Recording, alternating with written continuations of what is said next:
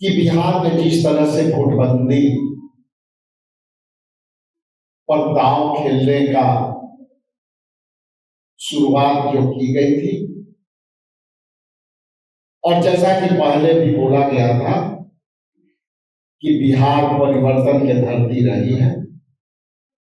और यहां से आगाज पूरे देश तक जाएगी। उसी संदर्भ में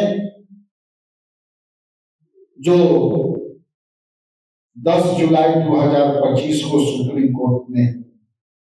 चुनाव आयोग से संबंधित सारे बातें कही, मैं बिंदुवार आपके बीच रखना चाहता हूं। आज हमें यहाँ यह ऐतिहासिक जो फैसले हुए हैं, हम ऐसा मानते हैं और भारतीय राष्ट्रीय कांग्रेस पार्टी ऐसा मानती है कि भारतीय जनता पार्टी और जनता दल यूनाइटेड की सरकार चुनाव आयोग के साथ मिलकर बिहार के दलित, पिछड़ों, शोषित और गरीब वोटरों के साथ जो अन्याय करने जा रही थी, प्रथमे दृष्टा माननीय सर्वोच्च न्यायालय ने जो ऐतिहासिक पहल की, उस विषय पर आपसे विस्तार से बातें करने के लिए यह जीत सिर्फ एक कानूनी जीत नहीं है, यह पूरे बिहार की जनता का जीत है। उसे भरोसे की जीत जो उन्होंने देश के जननायक नेता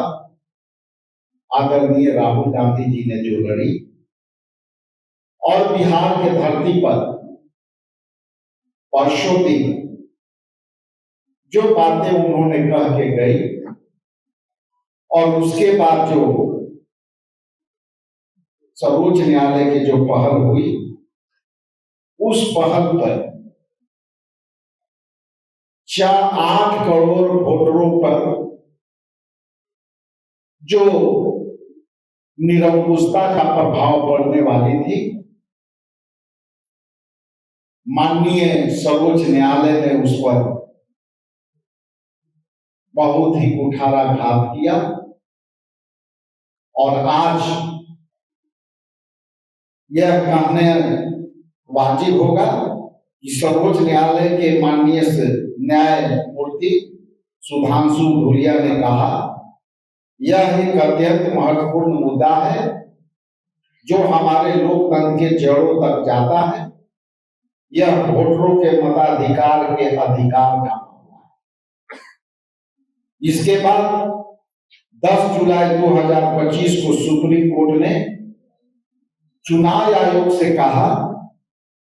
कि बिहार में चल रहे विशेष तीव्र पुनरीक्षण,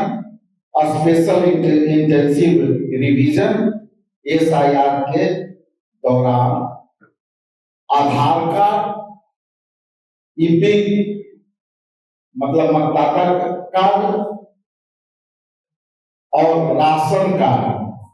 पहचान प्रमाण पत्र के रूप में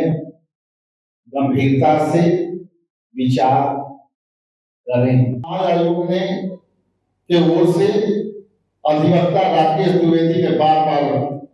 आग्रह किया कि इन दस्तावेजों को स्वीकार करना आयोग का दिव्यताधिकार पर निर्भर है, माना जाए। लेकिन न्यायमूर्ति धूलिया ने स्पष्ट कहा कि हमारा आदेश साफ है, चुनाव आयोग के इन तीनों दस्तावेजों को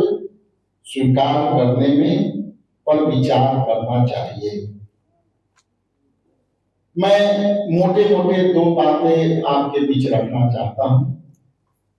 कि जब ये लड़ाई हम लोगों ने ऑल ओवर इंडिया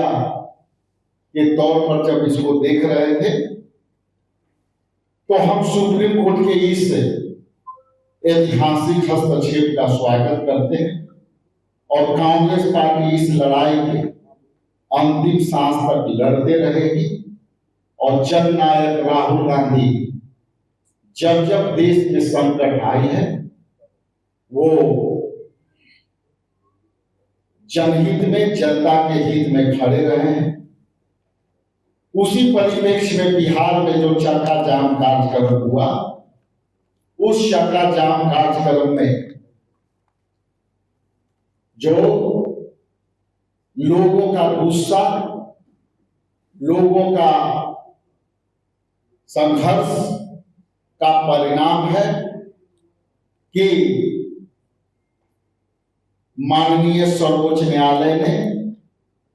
एक बहुत बड़ी पूर्ण विराम जो हस्तक्षेप किया उस पर लगी है। मैं आपके बीच दो बातें स्पष्ट करना चाहता हूं जो माननीय सर्वोच्च न्यायालय ने कहा कि प्रथम प्राइमा फेसी आधार कार्ड, राशन कार्ड और ई-पिक नंबर और वोटर आईडी कार्ड, तो ये जब इसके टेक्निकली समझने वाले जो वकील होंगे और कोर्ट का जो काम करने का तरीका है, जब माननीय न्यायालय ने जब ये शब्द इस्तेमाल किया कि प्रथम प्राइमा फेसी आधार कार्ड और वोटर आईडी कार्ड को आप शामिल क्यों नहीं कर रहे, मतलब इसका स्पष्ट हुआ कि बिना कहे माननीय सर्वोच्च न्यायालय ने इसे जनहित में शामिल करने के लिए इलेक्शन कमीशन को कहा। क्योंकि टेक्निकली आप देखेंगे तो ये इलेक्शन कमीशन संवैधानिक संस्था है और कोई भी संवैधानिक संस्था पर उच्च न्यायालय और सर्वोच्च न्यायालय डायरेक्ट टिप्पणियां नहीं करती, लेकिन जो प्रथम प्राइमा फेसी बातें कही गई उसमें ये साफ संकेत देता है कि चुनाव आयोग को ये बातें माननी पड़ेगी।